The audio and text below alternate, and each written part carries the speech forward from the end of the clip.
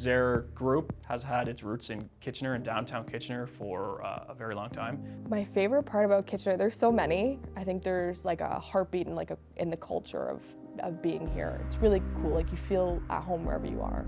I think my favorite part about Kitchener is really watching how it's evolved over the last 20, 25 years. This community was built on hard-working people that have come here and built this community, and we're always reinventing ourselves. It really developed after the Industrial Revolution as a manufacturing town, and there was a huge amount of industry here, and it was definitely a center for that for many decades. And in recent years, it's developed into more of a technology center, so there's a lot of software happening here now. But people still remember the factories, and a lot of people's parents and grandparents have worked in factories, so it's important to kind of keep that as part of our town and remember where we came from.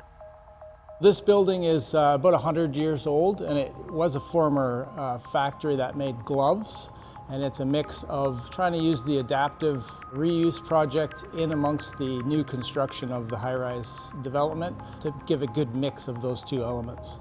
The thing with historical renovations is if you take something out, you can't put it back. That was built and put together like decades and decades and decades ago. So having people on the right page and knowing what's going on is essential. And Procore lets people live in the field look at something. If they have a question about what column they should be drilling into, they can just look.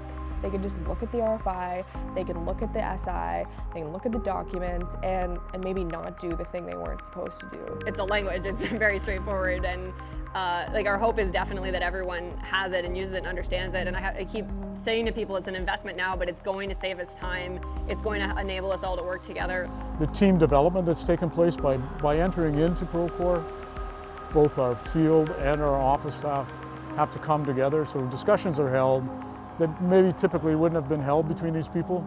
So it's making a stronger village.